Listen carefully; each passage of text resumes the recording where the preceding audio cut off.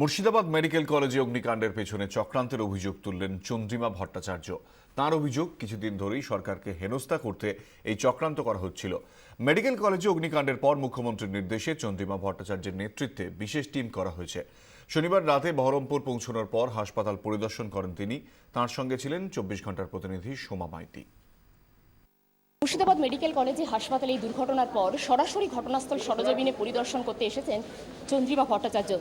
সবকিছু এনকোয়ার করা হচ্ছে একদম হাইয়েস্ট লেভেলে। মাননীয় মুখ্যমন্ত্রী তিনি ডিরেকশন দিয়েছেন, ফ্যাক্ট ফাইন্ডিং অথরিটি দেখবে এবং তাদের ফাইনাল রিপোর্ট দেবে। এই সিঁড়িতেই ওই বাচ্চাদেরকে ছুঁড়ে ছুঁড়ে ফেলা হচ্ছিল, মানে কার্যত এইখানেই তারা পড়ছিল বারবার ধরে। তো এইটা কি আরে সবটাই তো তদন্ত হবে, তদন্তের রেজাল্ট দেখতে পাবে।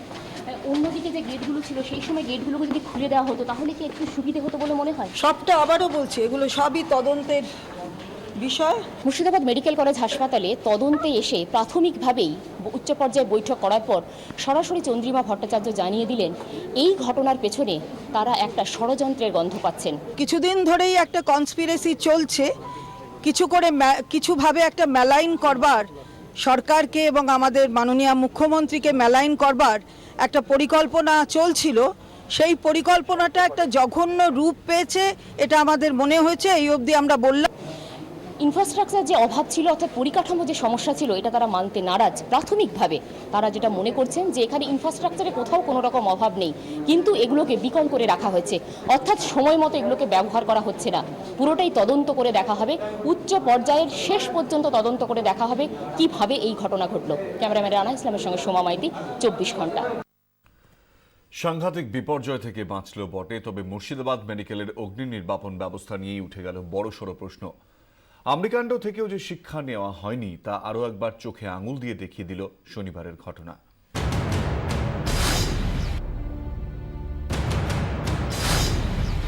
মুর্শিদাবাদ মেডিকেলে এত বড় কাণ্ড ঘটল, চলে গেল তিনটি প্রাণ, রেখে গেল অনেকগুলো প্রশ্ন।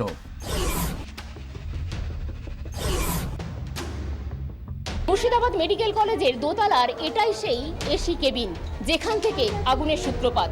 এখান থেকে এই কেবিনে যতদূর আপনার নজরে পড়বে পুরোটাই আপনি দেখতে পাবেন কোথাও কোনো রকম অগ্নি নির্বাপক ব্যবস্থা অন্তত আমাদের নজরে পড়ছে না।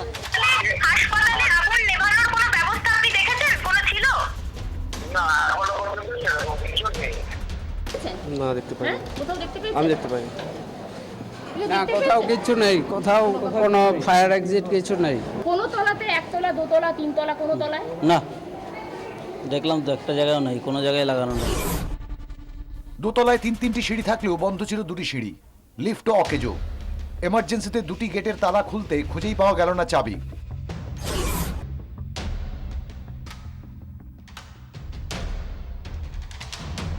আমাদের গার্ডের অভাব বলে ওইখানে যদি খোলে প্রচুর বাড়ির লোক ঢুকে একদম যখন ধরুন গন্ডগোল হতে পারে, সেই জন্য ওটা বন্ধ রেখে। গেটগুলো যদি খোলা থাকতো কিচ্ছু হতো না, ম্যাডাম আমরা পায়ে পড়েছি, না গেট তালা ভেঙে দিন, আপনি জোর হাত করছি, তালা ভেঙে দিন, জোর পায়ে পড়েছি আমি। একটা গেট ছিল, সেই গেটটা কোনো মতো খুলে না, ওনারা কোনো মতে খুলে না, এত যে আমরা গেটে ধাক্কা মারছি কোনো মতে গেট খুলে না।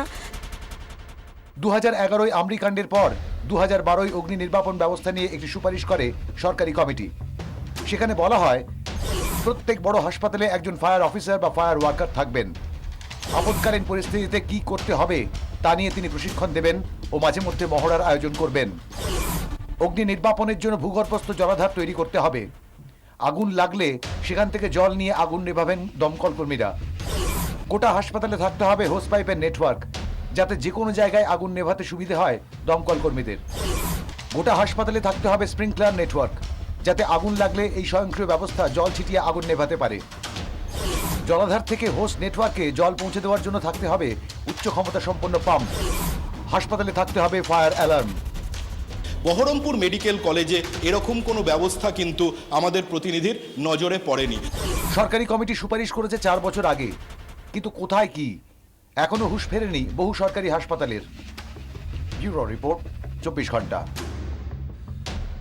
মুর্শিদাবাদ মেডিকেল কলেজে অগ্নি নির্বাপনের তেমন কোনো ব্যবস্থা ছিল না, কিন্তু কেমন অবস্থা রাজ্যের অন্য মেডিকেল কলেজগুলির? সেখানে আগুন নেভানোর যথাযথ ব্যবস্থা রয়েছে তো? খোঁজ নিল 24 ঘন্টা। হাসপাতালে রাখতে হবে অগ্নি নির্বাপনের যথাযথ ব্যবস্থা, থাকবেন প্রশিক্ষিত অফিসার, রাখতে হবে জলাধার হোস পাইপের নেটওয়ার্ক। অগ্নিকাণ্ডের পর এমনই সব নির্দেশ দিয়েছিল স্বাস্থ্য দপ্তর, তবে সেসব নির্দেশ নথিতেই রয়ে গেছে। অন্তত জেলার 3টে বড় সরকারি মেডিকেল কলেজ হাসপাতালের ছবি তাই বলছে। ওয়ার্ডের ভিতরে নেই তেমন কোনো অগ্নি নির্বাপনের ব্যবস্থা। পুরো ধ্বংস হয়ে যাবে, সরকার হয়ে যাবে, কিছু ব্যবস্থা নেই। ওখানে হয়ে গেছে, এখানে হবে না তার কোনো মানে নেই, এখানে তো হতেও পারে। দু এক জায়গায় অগ্নি নির্বাপনের ব্যবস্থা থাকলেও ঘাটতি যে রয়েছে মানছেন খোদ সুপারও। কিছু যেমন ওয়ার্ডগুলোতে নেই, কিন্তু আমাদের অত্যাধুনিক ফায়ার এক্সটিংগুইশিং সিস্টেমটা যাতে আমাদের মেডিকেল কলেজে করানো যায়, তার জন্য আমরা সেই প্রপোজালও গভর্নমেন্টকে পাঠিয়ে দিয়েছি। এখানেও একই ছবি।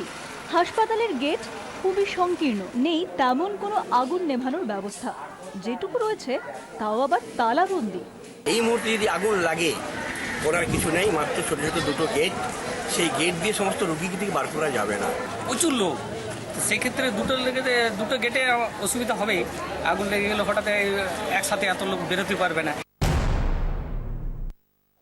জলাধার নেই, ওয়ার্ড হোক বা এমার্জেন্সি, চোখে পড়ল না কোনো অগ্নি নির্বাপন ব্যবস্থা। বর্ধমান মেডিকেল কলেজও যেন এক নেই রাজ্যের দেশ। অর্থ বিভাগ আগুন নিবারণের জন্য তো কোনো ব্যবস্থা নেই। কিন্তু সেরকম আমার চোখে পড়েনি আপাতত, দুদিন এসেছি, চোখে পড়েনি। কি চোখে পড়েনি? যে কোনো ফায়ারের ব্যবস্থা বা সেরকম কিছু। আমরির পরেও হুঁশ ফেরেনি। এবার মুর্শিদাবাদের ঘটনা থেকে কি শিক্ষা নেবে রাজ্যের